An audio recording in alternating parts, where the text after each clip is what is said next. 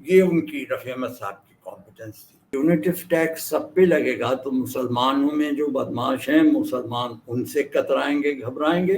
آج تو یہ ہے جب فساد ہوتا ہے تو جو سب سے بڑا غنڈہ ہے وہ اپنی کمیونٹی کا ہیرو بن جاتا. روکنے ہیں تو ہمیں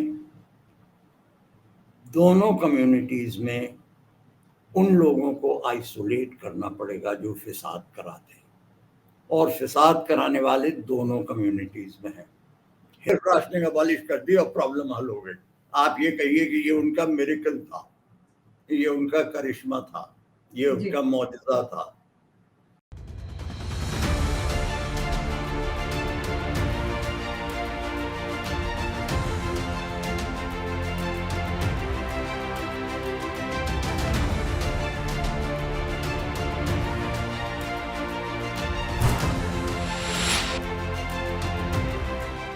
نمسکار دوستوں, میں امبر زیدی اور سواگت ہے آپ سب کا ہمارے آج کے خاص کارکرم اٹس ڈیبیٹیبل میں. آج ہم بات کریں گے ایک ایسی شخصیت کی جس کو شاید بہت کم لوگ جانتے ہیں, کیونکہ آج ہم ان کے نام کا ذکر کہیں نہیں سنتے. اور جی ہاں, میں بات کر رہی ہوں رفیع احمد کدوئی صاحب کی, اور ان کے بارے میں چرچا کرنے کے لیے میرے ساتھ موجود ہیں جن کو آپ سب نے پہلے بھی دیکھا ہے, احمد راشد شیروانی صاحب. بہت بہت سواگت ہے سر آپ کا. جی کیا میں شروع کروں؟ جی میں آپ کا ویلکم کر رہی ہوں. میں بول رہی ہوں کہ آپ کا بہت سواگت ہے ہمارے شو پر. Thank you very much, thank you very much. جی تو آپ جیسے کہ میں نے شو کے سٹارٹنگ میں بتایا, ہم رفیع احمد کدوئی صاحب کے بارے میں آج آپ سے چرچا کریں گے. تو آپ تھوڑا بتائیے, کیونکہ جو آج کی جنریشن ہے وہ شاید ان کے بارے میں بہت کم جانتی ہے, یا کیونکہ ان کے بارے میں زیادہ چرچا نہیں ہوتی, کوئی زیادہ خاص بات نہیں ہوتی. تو میں آپ سے جاننا چاہتی ہوں کہ رفیع احمد کدوئی صاحب کون تھے, کیا انہوں نے کیا, کیا ان کے کریڈینشلز ہیں جن کو آج لگ بھگ بھلایا جا چکا ہے. امبر صاحبہ بہت بہت شکریہ کہ آپ نے مجھے یہ موقع دیا. جو لوگ میری عمر کے ہیں ان کو یہ اندازہ ہوگا کہ لگ بھگ اس زمانے میں, یعنی سمجھیے کہ 1946 سے لے کر تقریباً 1952 یا 53 تک جو حالات تھے ہمارے ملک میں وہ کیا تھے, اور اس میں رفیع احمد کدوئی صاحب نے کیا رول ادا کیا. میں شروع بیچ سے کروں گا. بالکل I am not beginning at the beginning, I am beginning in the middle. آپ یہ سوچئے کہ بھارت کا پارٹیشن ہو گیا ہے, اور وہ پارٹیشن ہونے میں صرف پنجاب ہی پنجاب میں تقریباً 5 لاکھ آدمی اس سائڈ میں پنجاب کے جو مسلمان تھے, اور تقریباً 5 لاکھ آدمی اس سائڈ میں پنجاب کے جو ہندو اور سکھ تھے, ان کا قتل عام ہوا ہے. اور تقریباً 1 کروڑ آدمی ادھر سے اور 1 کروڑ آدمی ادھر سے گھر سے بے گھر ہوئے ہیں, نکالے گئے ہیں. ٹرینوں میں کھچا کھچ بھرے ہوئے, بسوں کے اوپر بھرے ہوئے, اور راستے میں ان کو پکڑ پکڑ کے مارا گیا ہے, ادھر بھی اور ادھر بھی. ٹرینیں کی ٹرینیں آئی ہیں, لاشیں کٹی ہوئی. پنجاب, جو پنجاب ہند بھارت کی گرینری کہا جاتا تھا, جہاں بھارت کا سب سے زیادہ اچھا اور سب سے تعداد میں بھی سب سے زیادہ اناج پنجاب ہی میں اگتا تھا, وہاں کیا حالت ہوئی ہوگی آپ سوچ سکتے ہیں. وہاں فصلیں کیا پکی ہوں گی, کیا ہوگا. اور ویسے بھی ہندوستان میں بھوک مری بالکل فاقے, راشننگ, لاکھوں راشن شاپس کھلی ہوئی تھیں ہر جگہ. Town rationing officer, district rationing officer, کمشنری راشننگ آفیسر, یہ وہ ایک ایک راشن شاپ کے اوپر کہیں 1 فرلانگ لمبا, کہیں 1 میل لمبا کیوں لگا ہوتا تھا کھانے کے لیے, کھانا فوڈ گرینز لینے کے لیے روزانہ.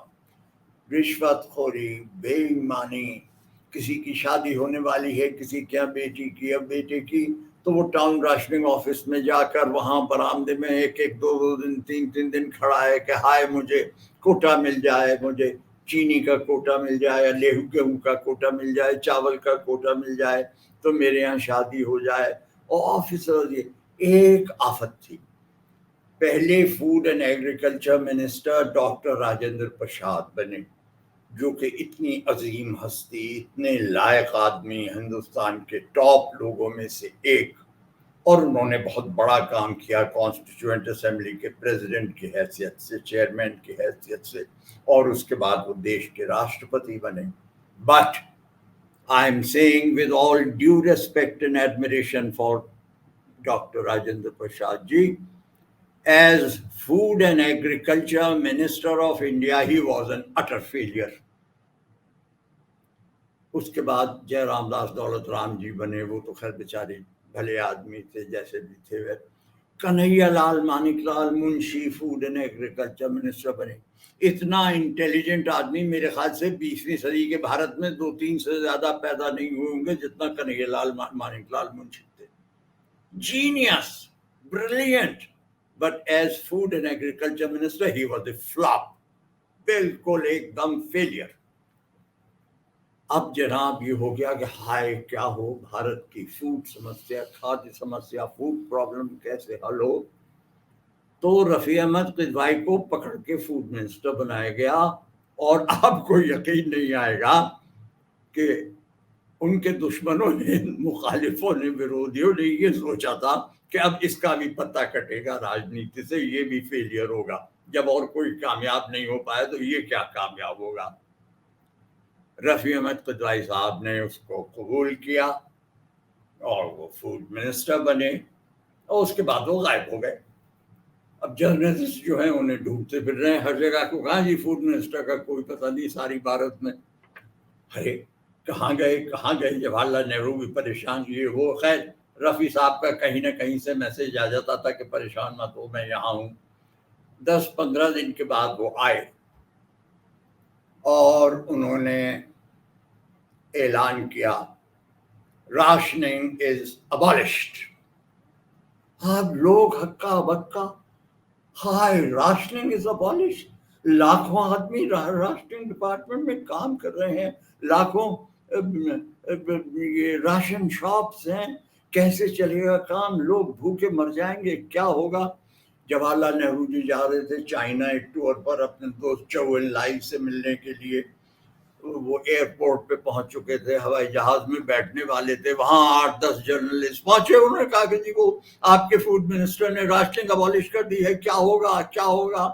جواہر لال نہرو نے کہا اچھا میں ابھی میں انسٹرکشن ایشو کرتا ہوں کہ ٹل آئی کم بیک دی اسٹیٹس کو ول بی مینٹین.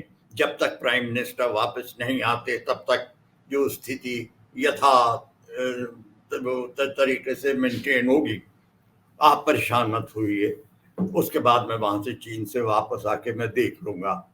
اور جرنلسٹ دوڑے رفیع صاحب کے پاس آئے. ان کا the prime minister has said that the status quo will be maintained until he returns. Rafi Saab said, okay, the status quo is that rationing has been abolished. This status quo will be maintained until the prime minister returns from China. ستھتی آج یہ ہے کہ rationing ابالش ہو چکی ہے، میں نے rationing ابالش کر دی ہے.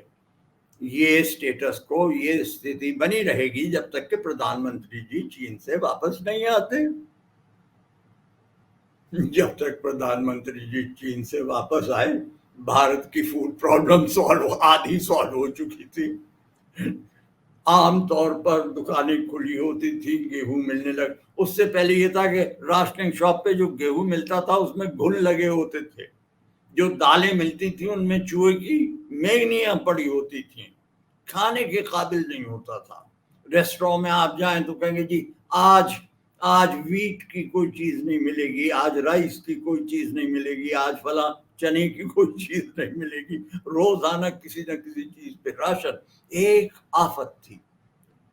اور معلوم ہوا کہ صاحب 10 دن 15 دن کے اندر وہ فوڈ پرابلم سالو ہونے لگی, کھانا ملنے لگا, اور چیزوں کی جو بلیک مارکیٹ میں چیزیں قیمتیں تھیں وہ گرنے لگی. راشننگ تو بندی ہو گئی, ساری بلیک مارکیٹ جیسی کوئی چیز نہیں رہی, ساری مارکیٹ فری ہو گئی, اور وہ فوڈ پرابلم حل ہو گئی. اب میں آتا ہوں اس سے پہلے.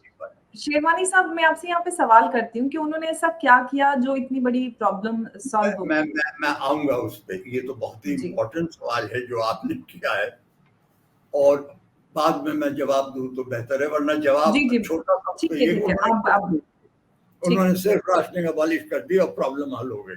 آپ یہ کہیے کہ یہ ان کا میریکل تھا, یہ ان کا کرشمہ تھا, یہ ان کا معجزہ تھا. ٹھیک ہے, اس سے بھی پہلے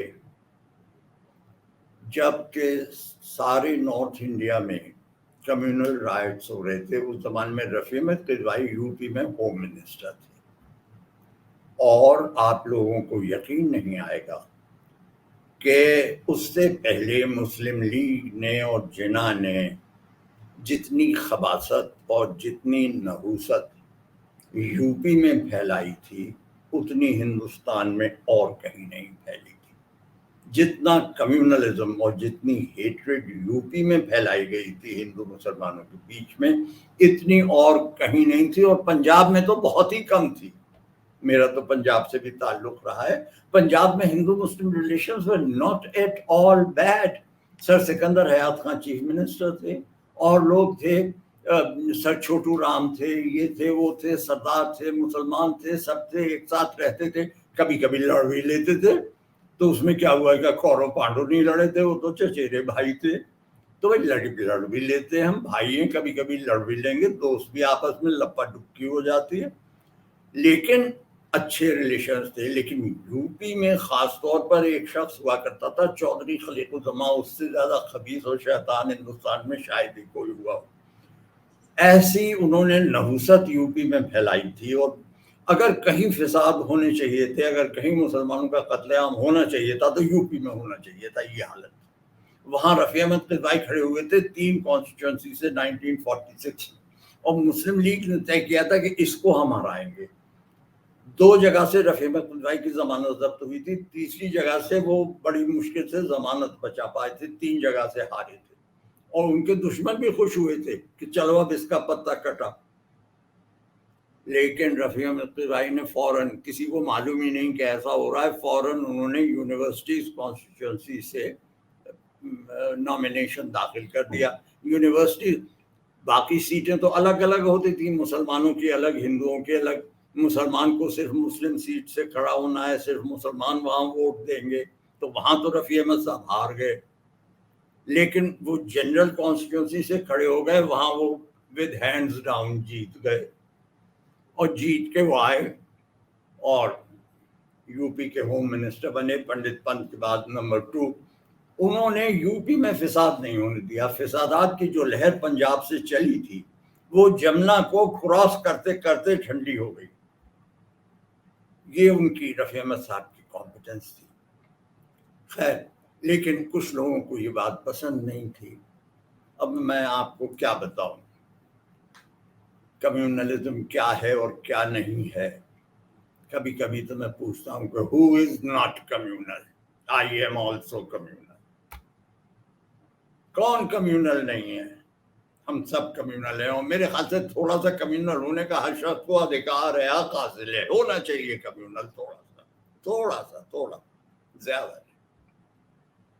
تو وہ رفیع صاحب سے خوش نہیں تھے. اب میں کیا نام لوں؟ تو انہوں نے کہا کسی طریقے سے اس کا پتہ کاٹو, یہاں سے یو پی سے اسے نکالو. تو جواہر لال نہرو کے پاس جا کے ان کی خوشامد کر کے طے کیا گیا کہ صاحب رفیع صاحب کو بلا لیجیے آپ. یہ جواہر لال نہرو آ جاتے تھے باتوں میں, انہوں نے بلا لیا. جب بلایا تو ان کو کہ ہاں لچا تم سینٹر آؤ, میں تمہیں وہاں منسٹر بناؤں گا. اب وہ آ گئے. کون سی منسٹری ملی؟ کمیونیکیشنز, ڈاک اور تار. ارے ان کے رفیع صاحب کے ایک دوست تھے سید احمد صاحب, وہ ایم پی بھی بعد میں ہوئے تھے, وہ بھی فریڈم فائٹر تھے, نیشنل لیڈر تھے, مذاق بہت کرتے تھے. انہوں نے کہا اب رفیع جائے گا ہر گھر میں घंटी बजा के कहेगा टेलीग्राम। इसलिए डाकी तो यही करते थे। खैर वो मजाक हो गया। रफी साहब ने कहा अच्छा देखना। रफी साहब ने अच्छा कम्युनिकेशन ओके। रफी साहब ने कहा एक 2 हवाई जहाज लिए जाएंगे। एक हवाई जहाज दिल्ली से रात को 12 बजे या 12:30 बजे के करीब रवाना होगा मद्रास के लिए। दूसरा हवाई जहाज कलकत्ते से 12:30 बजे रवाना होगा बॉम्बे के लिए। ये दोनों हवाई जहाज मिलेंगे नागपुर में।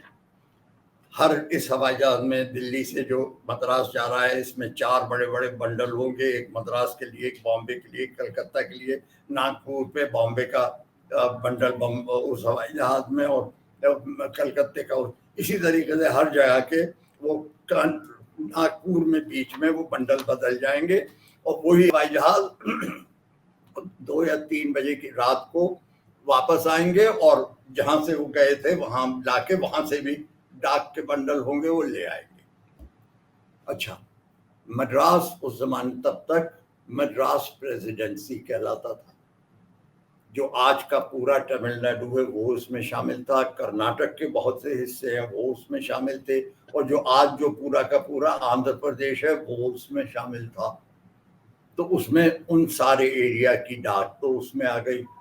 Bombay was also a presidency, उसमें महाराष्ट्र और गुजरात दोनों शामिल थे। तो एक उनका कलकत्ता तो बंगाल तो बजाते खुद ही सबसे बड़ा सबसे ज्यादा पॉपुलस प्रोविंस जो इंडिया का था वो बंगाल ही था। और कैलकाटा तो तब तक तकरीबन इंडस्ट्री का भी हेडक्वार्टर्स कैलकाटा ही था। हालांकि बॉम्बे पिकअप कर रहा था और बहुत से एतबार से कलकत्ते से आगे आ गया था, लेकिन फिर भी कलकत्ते का पूरा रौब था। ये जमशेद जी टाटा एयर इंडिया के बॉस थे, उन्होंने एयर इंडिया कायम की थी। वो JRD टाटा। अच्छा JRD टाटा का भी नाम, he was the first person to establish airlines in India. Before that, he was the first person who took a solo flight from London to India, and he was flying the plane himself. He was an ace pilot, and he was himself fond of flying. तो JRD Tata भी कोई ऐसा वैसा आदमी नहीं था। He was also one of our India's most remarkable persons. JRD Tata ने कहा रफी अहमद किदवाई की स्कीम जो ये बिल्कुल फ्लॉप कर जाएगी, नॉनसेंस। उनका अच्छा कर जाएगी तो कर जाए। 2 ही छोटे छोटे हवाई जहाज तो मैंने लिए और क्या। स्कीम सक्सेस हो गई। दिल्ली से आप मंडे को खत डालें, वो अगले दिन ट्यूसडे को बम्बई कलकत्ता मद्रास में डिलीवर हो जाएगा। अगर वहां कोई उसी दिन खत डाल दे तो वेडनेसडे को उसका जवाब दिल्ली का बम्बई कलकत्ता से आ जाए, दिल्ली में यहाँ बढ़ जाएगा। आप मंडे को खत डालें, वेडनेसडे को जवाब आ गया। और इन 4 शहरों की जो डाक थी वो सारे हिंदुस्तान की डाक की तकरीबन 50% थी। तो लगभग 50% डाक जो कि 10-10 दिन 12-12 दिन में पहुंचा करती थी, वो तीसरे दिन जवाब आने लगा उसका। अब आप सोच सकते हैं कि क्या हुआ होगा। इसी तरीके से उन्होंने टेलीग्राम्स का इन सब, हाँ गांव में एक 10-10 20-20 गांवों में एक पोस्ट ऑफिस होता था। हमारे जो हमारा पुश्तैनी गांव था बिलौना, उसका पोस्ट ऑफिस था अतरासी कला में डाक आती थी। वहाँ 1 या 2 डाकिये होते थे और 10-15 गांव जो हैं उनकी डाक बांटनी होती थी। किसी गांव का 1 खत है, किसी गांव के 2 खत हैं। वो कहते थे अभी ज़रा खत हो जाने दो, जब 8-10 खत हो जाएंगे किसी गांव के तब हम वहाँ जाएंगे। 1-1 महीने खत रखे रहते थे, 1-1 महीने में खत डिलीवर होता था। रफी साहब ने कहा नहीं। इमीडिएटली उन्होंने लाखों नए डाकखाने खोल दिए। उनके मतलब एक डाकखाना जो है ज्यादा से ज्यादा 3 या 4 गांव की डाक बांटेगा। एंड द डाक हैज टू बी डिलीवर्ड 1 दिन में नहीं तो 2 दिन में, 2 दिन में नहीं तो 3 दिन में। डाक रखी नहीं रह सकती। اب اس زمانے میں آپ سوچیں، ایک آنا کی پوسٹ کارڈ ادھر سے، 2 آنے کا پوسٹ کارڈ جوابی ہوا کرتا تھا، 2 آنے کا ٹکٹ لگ کے وہ لفافہ جاتا تھا، اور یہ ساری ڈاک ہندوستان میں ادھر سے ادھر آسانی سے پہنچنے لگی۔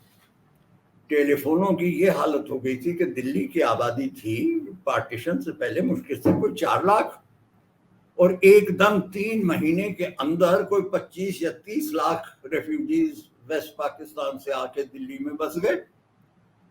یعنی یہ سمجھیے کہ روزانہ کوئی 25 یا 30 ہزار آدمی آ رہے ہیں، ایک پورا کا پورا شہر روزانہ آ کے دلی کے اوپر بس رہا ہے۔ ٹیلی فونوں کی یہ حالت تھی کہ جس کے پاس ایک ٹیلی فون تھا وہ 1 گھنٹے کے لیے 50 روپے مہینہ میں ایک آدمی کو دے دیتا تھا، 1 گھنٹے کے لیے دوسرے کو، وہ کوئی 15 یا 20 آدمیوں کو 50 روپے مہینہ پہ ٹیلی فون دے دیتا تھا۔ اب وہ بیچارہ صرف اسی ٹائم میں فون کر سکتا ہے، یا اس کو جو فون آئے وہ صرف اسی ٹائم میں آ سکتا ہے۔ اب آپ سوچ سکتے ہیں کہ کیا مذاق ہو رہا ہوگا دلی میں۔ میرے بھائی نے بھی وہاں اپنے دفتر کے لیے ایک کمرہ لیا تھا، تو ان کو بھی 2 گھنٹے کے لیے فون ملا تھا 100 روپے مہینہ پہ، جبکہ اس زمانے میں مکان کا کرایہ بھی 200-300 روپے مہینہ سے زیادہ نہیں ہوتا تھا۔ رفیع صاحب نے OYT اون یور اسکیم، بس آپ جناب ہر جگہ کے لیے لگتا ہے، دلی کے لیے 5,000 روپے، الہ آباد کے لیے اور لکھنؤ کے لیے 3,000 روپے، فلاں جگہ کے لیے اتنے روپے دیجیے اون یور فون۔ اب وہ کالا سا ایک فون، آپ کو یاد ہوگا کتنا بچکل ہوتا تھا اس زمانے کا فون۔ اور میں کہا یہ فون یہ آپ 5,000 روپے میں دے رہے ہیں، یہ تو 250 کے لائق نہیں ہے۔ کہیے چپ رہو، دیکھو میں نہیں دوں گا 5,000 میں، تو بلیک میں چلے گا 5,000 کے، تو کوئی اور کرے بلیک، اس سے اچھا ہے میں ہی بلیک نہ کر لوں، یعنی گورنمنٹ آف انڈیا ہی نہ بلیک کر لے۔ تو لہذا ہمیں معلوم ہے کہ یہ چیز 250 کی ہے اور ہم 5,000 میں دے رہے ہیں، مگر یہی ایک طریقہ ہے فون کی پرابلم کو حل کرنے کا۔ ٹھاٹ سے جناب انڈین ٹیلی فون انڈسٹری جو تھی، جتنی کہ اسے امید نہیں ہو سکتی تھی، اس سے زیادہ اس کا پروفٹ ہوا۔ اس نے دے دنادن فون بنائے، اور جناب فون ہی فون ہر جگہ لگ گئے، ایک وہ پرابلم حل ہو گئی۔ اس کے بعد رفیع صاحب نے کہا کہ بھائی اب کمیونیکیشن کی تو کوئی پرابلم۔ ہاں ایک چیز اور رہ گئی، اس زمانے میں ڈاک خانے میں ویکلی ہالیڈے ہوا کرتے، ساتھ ڈاک خانہ کبھی بند نہیں ہو سکتا، ڈاک خانہ تو سنڈے کو بھی چلنا ہے، ڈاک تو سنڈے کو بھی جائے گی۔ تو اچھا ٹھیک ہے، اگر ڈاک سنڈے کو جائے گی تو پھر ویکلی ہالیڈے ہر ایک کو ہوگا۔ آپ جناب جائیں، کوئی کام ہے آپ کو ڈاک خانے میں، منڈے کو آپ گئے، ان کا آج تو بڑے صاحب کا ویکلی آف ہے، آج کیسے کام ہوگا؟ اچھا آپ واپس آ گئے، آپ ٹیوزڈے کو گئے، انہوں نے کہا آج بڑے صاحب کے اسٹینو کا ویکلی آف ہے، آج کیسے کام ہوگا؟ آپ ویڈنسڈے کو گئے، انہوں نے کہا آج فائلنگ کلرک نہیں آیا، آپ کی فائل کیسے نکلے گی؟ آپ تھرسڈے کو گئے، کوئی اور بات، آج چپراسی نہیں آیا، اس دفعے پہ ٹیبل سے لے کر اس ٹیبل تک فائل کون لائے گا؟ گویا کوئی کام ہی نہیں ہوتا تھا۔ رفیع صاحب نے منسٹر بنتے ہی کہا Sunday this weekly off is humbug. All post offices will open from Monday to Saturday and Sunday will be a holiday. ارے ان کو صاحب سنڈے کی ڈاک جو ہو، ان کا نہیں، کوئی نہیں، سنڈے کی ڈاک ہوگی، ایکسپریس ڈیلیوری ہوگی، اس میں 2 آنے کا ٹکٹ اور لگے گا، تھوڑا سا اسکیلیٹن سٹاف ہے وہ ایکسپریس ڈیلیوری کے لیے کام کرے گا، باقی سارا پوسٹ آفس اور وہ جو ہے وہ بند ہوگا سنڈے کو۔ انہوں نے وہ ختم کر دیا، وہ پوسٹ آفیسز میں کام ہونے لگا۔ جب سب لوگ آئے، بڑے صاحب بھی ہیں، ان کا اسٹینو بھی ہے، فائلنگ کلرک بھی ہے، تو کام کیسے نہیں ہوگا؟ لہذا یہ تبھی انہوں نے کہہ دیا تھا کہ اب ہاں، اور یہ ڈاک خانے گاؤں میں کھلوائے، یہ نائٹ ایئر میل اسکیم چلائی، اور ٹیلی فونس کی پرابلم حل کی۔ تو اسی سے ہی، اور اس کے بعد 1.5 سال میں رفیع صاحب نے کہہ دیا کہ اب منسٹری، میرا منسٹر آف کمیونیکیشن کی حیثیت سے میرا کوئی کام ہی نہیں ہے، I have no work, I am quite free, یہ take this ministry give it to someone else, یہ اپنے آپ چلتی رہے گی۔ اب کسی انڈیا میں کمیونیکیشن منسٹر کی ضرورت ہی نہیں ہے، اب یہ پوسٹ اینڈ ٹیلی گراف اور ٹیلی فون کا جو انتظام ہے یہ اپنے آپ چلتا رہے گا۔ اب جناب کیا ہو، رفیع کو کیا دیا جائے؟ शंकर ने एक कार्टून बनाया था, शंकर वीकली, बहुत बड़ा कार्टूनिस्ट हुआ करता था तुम्हारे का। उसने बताया था कि सब सारे मिनिस्टर जो हैं वो अपने अपने दफ्तर में आगे यूं किए हुए खड़े हैं कि कहीं रफी अहमद किदवाई आके हमारी मिनिस्ट्री न ले ले। और सबसे बाद में उन्होंने दिखाया कि पंडित नेहरू अपने बहुत घबराए हुए, लिखा हुआ है prime minister office, Pandit Nehru भी खड़े हुए हैं वहां कि कहीं आके मेरी प्राइम मिनिस्ट्री न ले ले। तो ये उस आदमी की हालत थी। और food age home minister of UPS, food India के कम्युनिकेशन मिनिस्टर, उसके बाद फूड मिनिस्टर, ये पंडित जवाहरलाल नेहरू ने उस जमाने में ऐलान किया कि मैं जब से प्रधानमंत्री हुआ हूँ मुझे लिखने पढ़ने का बड़ा शौक था, मैं किताबें पढ़ा करता था, लिखा करता था। जब से मैं प्राइम मिनिस्टर हुआ हूँ मैं पढ़ नहीं पाया, लिख नहीं पाया। अब मेरा ये जी चाहता है कि मैं 6 महीने के लिए छुट्टी ले लूँ और मैं कुछ पढ़ लूँ, कुछ लिख लूँ। अब जनाब पंडित जवाहरलाल नेहरू जी छुट्टी ले लेंगे 6 महीने की, अब प्राइम मिनिस्टर कौन बनेगा?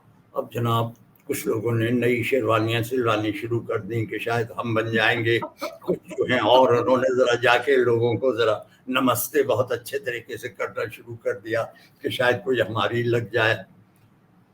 जर्नलिस्ट आए रफी साहब से पूछने के लिए, तो उनका जी हाँ सब लोग ये कहे हाय हाय नहीं, जवाहरलाल जी को 6 महीने के लिए अलग नहीं होना चाहिए, भारत का क्या होगा? रफी अहमद भाई साहब जर्नलिस्ट आए, उनके जी आपकी क्या राय? हाँ, उनका जवाहरलाल जी को तो बिल्कुल छुट्टी ले लेनी चाहिए 6 महीने की, इमीडिएटली। अरे सब लोग बड़े परेशान। उनका साहब फिर प्राइम मिनिस्टर कौन बनेगा? कहीं मेरे अलावा कौन बन सकता?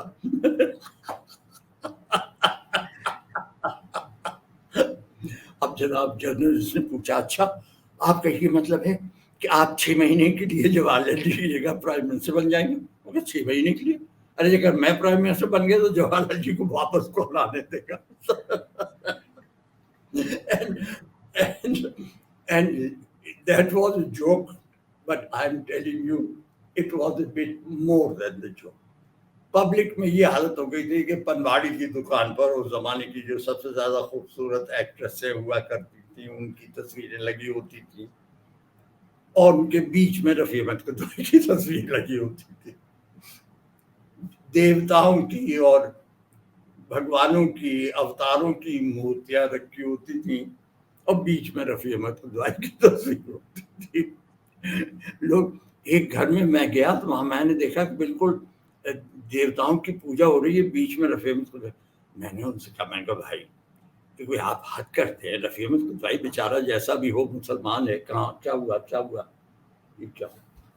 नहीं आप कंटिन्यू कीजिए, सुना ही आ रहा है। सॉरी, तो मैंने शायद कुछ दबा दी।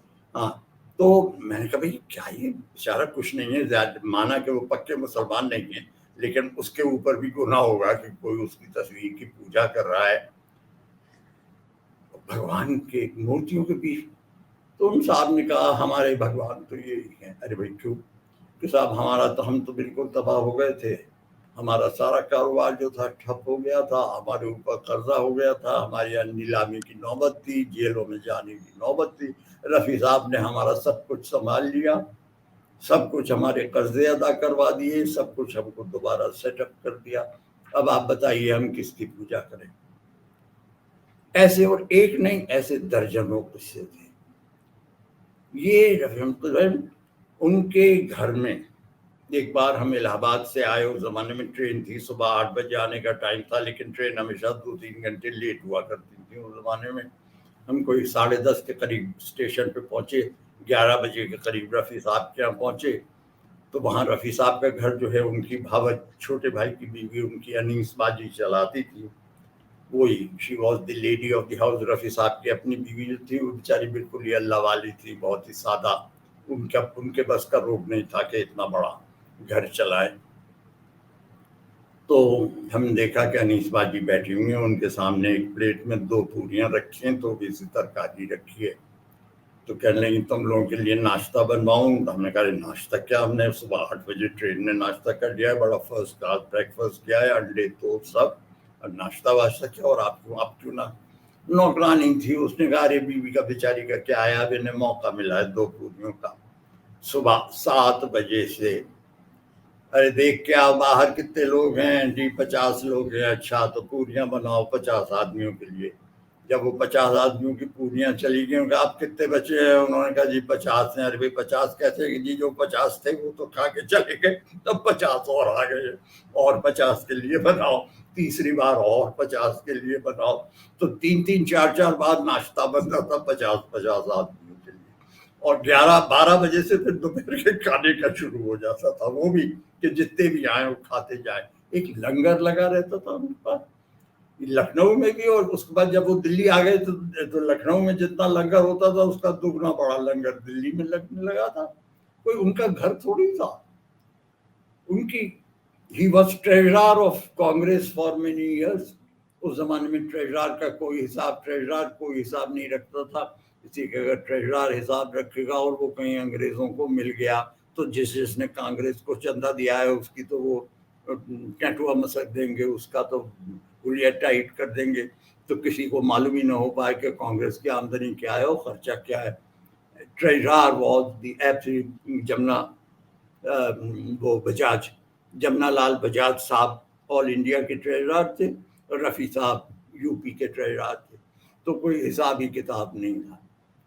اس شخص کا گھر جس کے ہاتھوں سے کروڑوں روپیہ آتا تھا اور نکلتا تھا, 15 برس تک اس شخص کے گھر کی, جو ان کے آبائی ماں کیا مسولی نام تھا, کیا نام تھا جگہ کا, وہاں گاؤں میں تھا, 15 برس سے اس کی مرمت نہیں ہوئی تھی. اس میں دراڑیں پڑی ہوئی تھیں, اس کی چھتیں ٹپک رہی تھیں. رفیع احمد قدوائی کے اپنے کپڑے جو ہے معلوم ہی نہیں ہوتا تھا کہ یہ کون ہے. موسٹ آرڈینری انڈین لگتا تھا کہ پتہ نہیں کوئی ایسے ہی کوئی نکھٹو سا آدمی ہے جا رہا ہے. Simple cloth, simple food, simple. ان کا اپنا کوئی خرچہ ہی نہیں تھا. سب کچھ جو کچھ بھی ان کا خرچہ تھا وہ دوسرے لوگوں کے لیے تھا. تو ایک ایسا آدمی, اور اس نے اتنا کیا, لیکن میں کیا بتاؤں. سن 1954 میں when he was in his prime at the zenith of his height and popularity, ایک دن وہ پبلک اسپیچ میں تقریر کر رہے تھے, وہیں انہیں ہارٹ اٹیک ہوا. ایزما کی شکایت انہیں ہمیشہ سے تھی, اس میں ہارٹ اٹیک ہوا, کمپلیکیشن ہوئی, and before he could reach a hospital or home, he was no more with us. I think it was one of India's biggest bad lucks. Anyway, I remember him because he was one man. میں نے ابھی کہا نا کہ سبھی لوگ تھوڑے communal ہوتے ہیں, اور ہر ایک کو تھوڑا سا کمیونل تو ہونا بھی چاہیے. کوئی ہمارے بڑے بڑے نیتائیں کو حق حاصل نہیں ہے کمیونل ہونے کا, ہمیں بھی حق حاصل ہے, ہمیں بھی تھوڑا سا کمیونل ہونا چاہیے. لیکن ایک شخص جس میں کہ کوئی کمیونلزم چھو کر بھی نہیں گیا تھا, دور دور بھی نہیں تھا, اس کا نام ہے Rafi Ahmed Qidwai. For him there was no difference between, ایک تو مہاتما گاندھی کے لیے بھی, لیکن مہاتما گاندھی کو پھر بھی کبھی وہ گاؤں کی بھی بات کرتے تھے, کبھی کچھ اور بھی. Rafi Ahmed Qidwai was absolutely free. For him every human being was a human being, was his brother. اپنے مخالفوں, اپنے دشمنوں کا کام وہ اپنے دوستوں کے کام سے پہلے کرتے تھے. اپنے ویرودھیوں کی سہایتا وہ اپنے دوستوں کی سہایتا, اپنے ساتھیوں کی سہایتا سے زیادہ کرتے تھے. He was a remarkable man. اور کہا جاتا ہے کہ پنڈت نہرو کے وہ بڑے چہیتے تھے, پنڈت نہرو کے بڑے چہیتے تھے, اور تھے بھی, لیکن چلتی بھی رہتی تھی ان کی پنڈت نہرو کے ساتھ, چھوڑتے بھی نہیں تھے وہ پنڈت نہرو کو.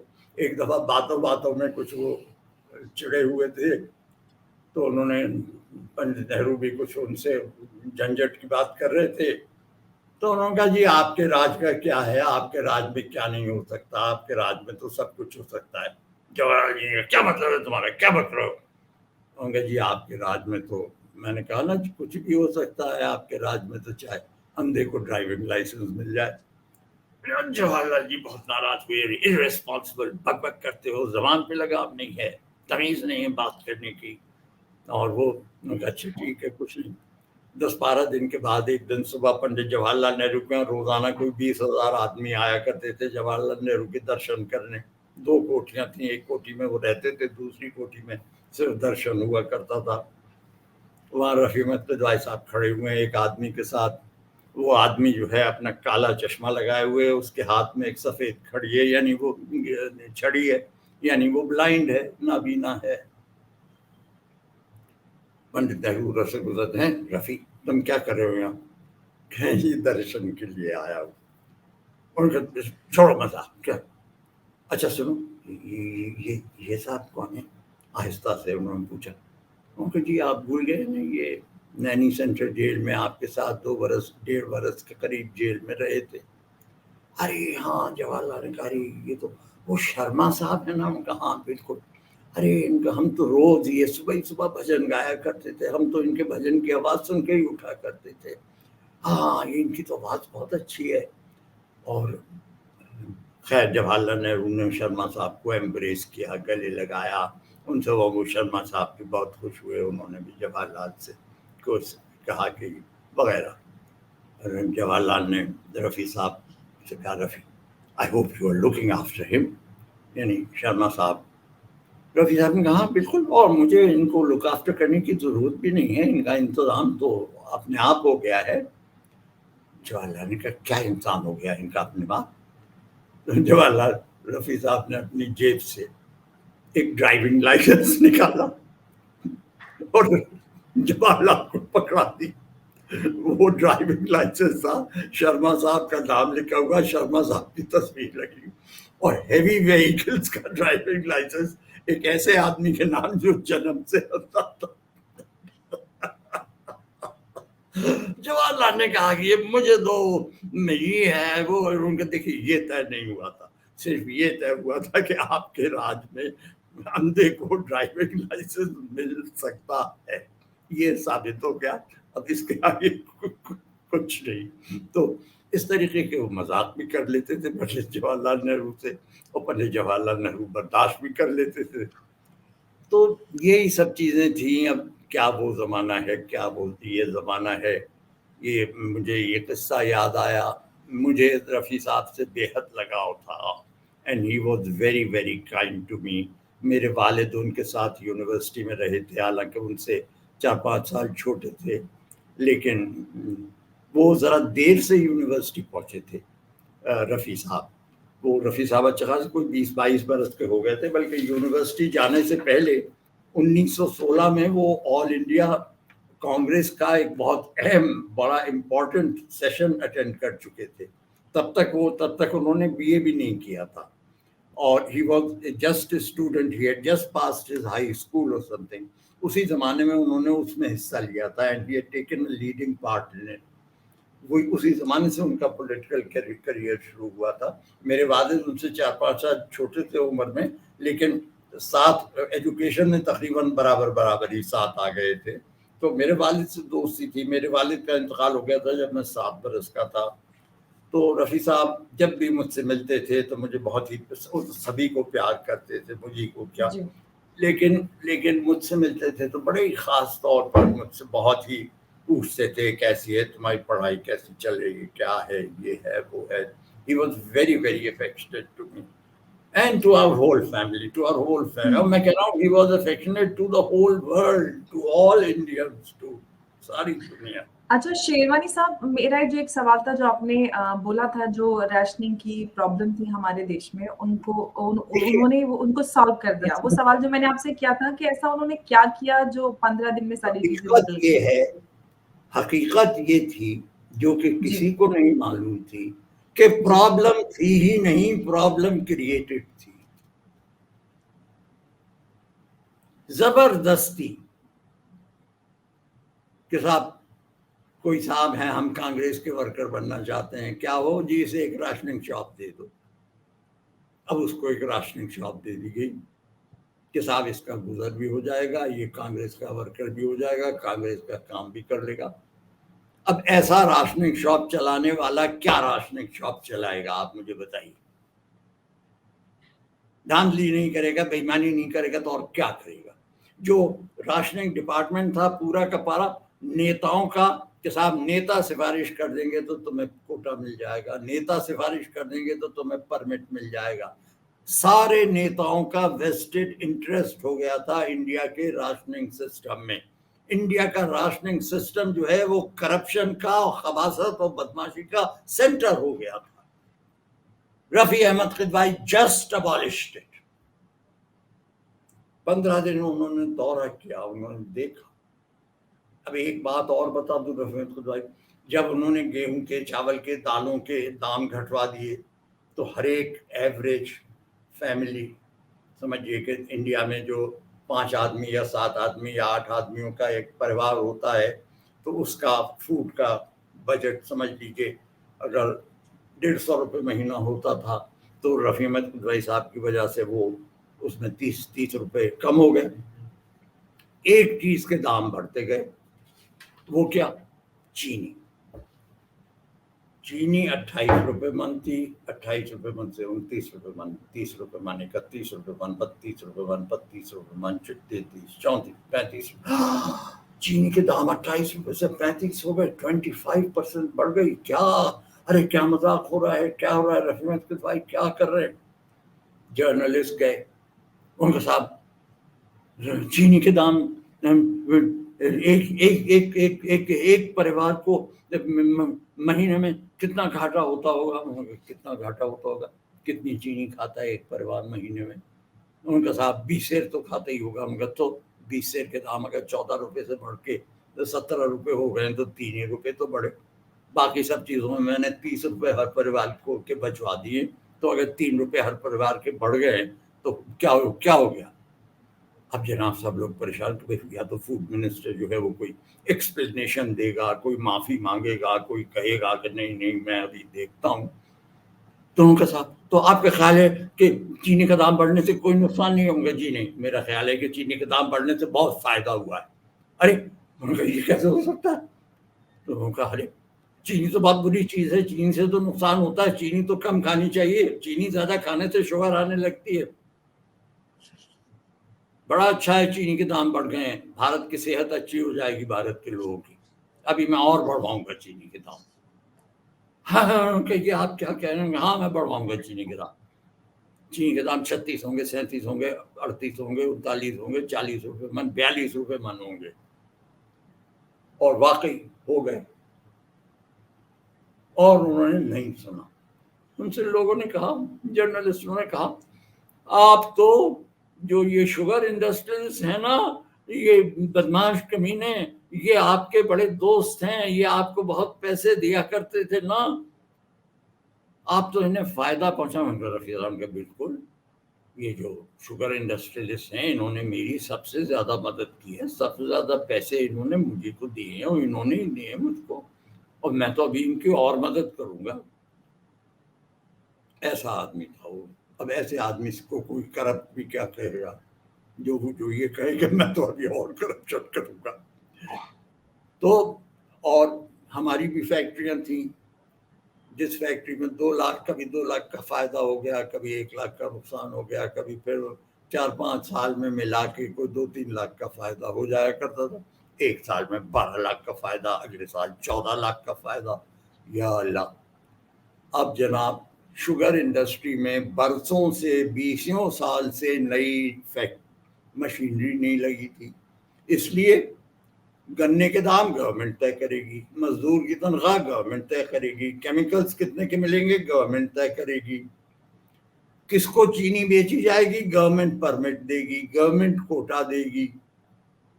جب ہمارے ہاتھ میں کچھ ہے ہی نہیں, گنا ہم خرید نہیں سکتے, گنا ہمیں یہ خریدنا ہے. ارے بھائی اگر ہمارے ہاتھ میں ہو تو ہم گنا دیکھ بھال کے خریدیں گے, ہم گنے کو ٹیسٹ کر لیتے ہیں. شوگر انڈسٹریز میں اس کے طریقے ہوتے تھے کہ اس گنے میں چینی کتنی ہے, اس میں رس کتنا ہے, کون سا گنا سوکھا ہوا ہے, کون سا ڈیزیز ہے. گنے میں بھی تو بیماریاں لگ جاتی تھیں, کیڑے لگ جاتے تھے. تو ہم جو کیڑے لگا گنا ہے وہ ہم کم قیمت پہ خریدیں گے, جو اچھا گنا ہے ہم زیادہ قیمت پہ خریدیں گے.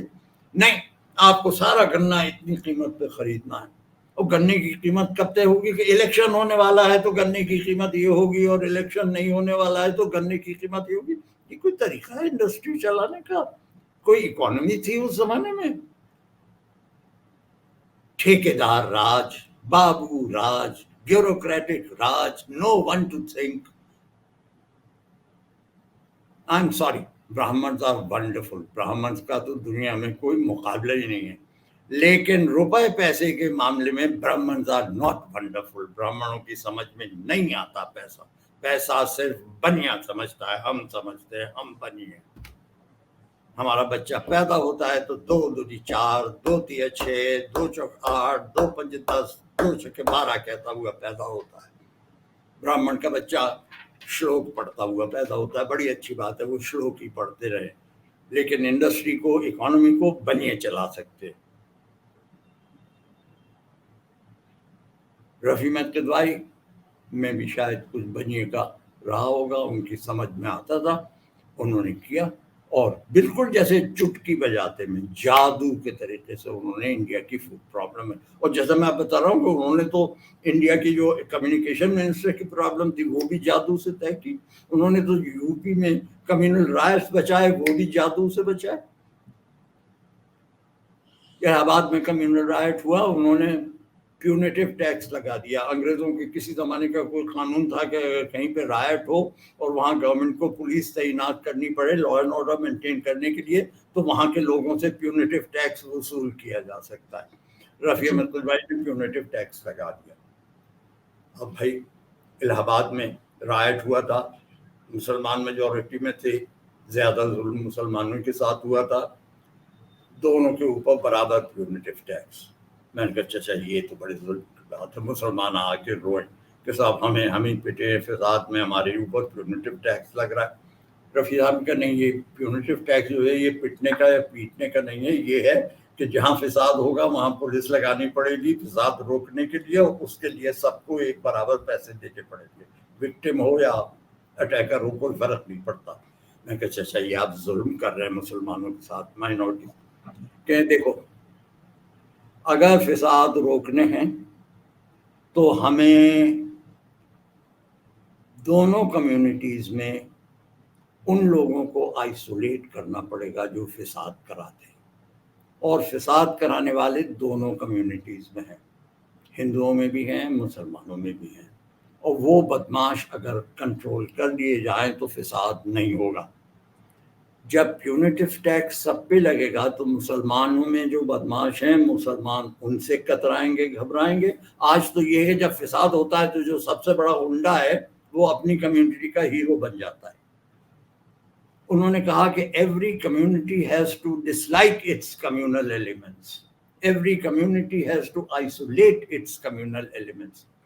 مسلمانوں کو ان لوگوں سے نفرت کرنی پڑے گی جو مسلمانوں میں جو فساد کراتے ہیں اور جو کمیونلزم پھیلاتے ہیں, اور ہندوؤں کو ان ہندوؤں سے نفرت کرنی پڑے گی جو کہ ہندوؤں میں کمیونلزم پھیلاتے ہیں اور فساد کراتے ہیں. اور فسادیوں کو کمیونٹی سے الگ کرنے کا واحد طریقہ یہ ہے کہ کمیونٹی کے اوپر پیونیٹیو ٹیکس لگے. جب پیونیٹیو ٹیکس لگے گا تو کمیونٹی کہی انہیں بدماشوں کی وجہ سے لگائے, ان کو اپنے سے الگ کرو. And this is one of the ways in which Rafi Ahmad Kidwai was able to isolate those elements جو کہ فساد کراتے ہیں. یہ اور کسی سے میں نے ابھی تک نہیں سنا ہے, اور بھی ہوم منسٹرز رہے ہیں اور بڑے بڑے بڑے ایکسپرٹ رہے ہیں, لیکن یہ ایک بات کہ ہر ایک کمیونٹی میں فسادی ہوتے ہیں اور ان فسادیوں کو ان کی کمیونٹی میں انپاپولر کرنا ہے. This is the way to stop فساد.